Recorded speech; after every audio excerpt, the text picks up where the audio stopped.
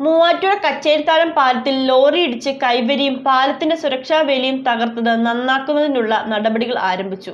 വാഹനം ഇടിച്ച് കൈവരികൾ തകർന്നുവെങ്കിലും കാൽനട യാത്രക്കാർക്ക് വലിയ ബുദ്ധിമുട്ടാണ് ഈ കൈവരികൾ സൃഷ്ടിച്ചിരുന്നത്. മൂവാറ്റുപുഴ നഗരത്തിലെ കച്ചേരിത്താഴം പാലത്തിൽ കഴിഞ്ഞ ദിവസം ലോറി ഇടിച്ചു കയറി തകർന്ന നടപ്പാതയിലെ കൈവരിയും പാലത്തിന്റെ കോൺക്രീറ്റ് സംരക്ഷണ വേലിയും പുനർനിർമ്മിക്കുന്നതിനുള്ള നടപടികൾ ആരംഭിച്ചു. ഇക്കഴിഞ്ഞ ദിവസം രാത്രിയാണ് നിയന്ത്രണം തെറ്റിയെത്തിയ ലോറി പാലത്തിലെ കൈവരിയിലേക്ക് ഇടിച്ചു കയറിയത്. അപകടത്തിൽ ആർക്കും പരിക്കുകൾ ഉണ്ടായിരുന്നില്ല. എന്നാൽ ദിവസങ്ങൾ പിന്നിട്ടിട്ടും നടപ്പാതയുടെ കൈവരിയോ പാലത്തിന്റെ കൈവരിയോ പുനർനിർമ്മിക്കാത്തതും നീക്കം ചെയ്യാത്തതും കാൽനടയാത്രക്കാർക്ക് വലിയ ദുരിതമാണ് സൃഷ്ടിച്ചിരിക്കുന്നത്.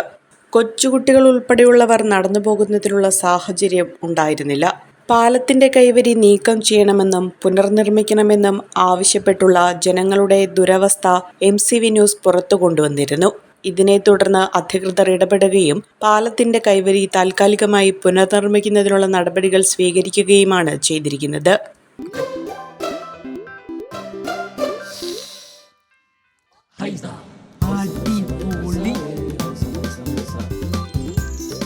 ഹൈസ കറി പൗഡർ ഉണ്ടെങ്കിൽ ഏത് പെണ്ണിനും നല്ല കൈപുണ്യമുള്ള വീട്ടമ്മയാകാം.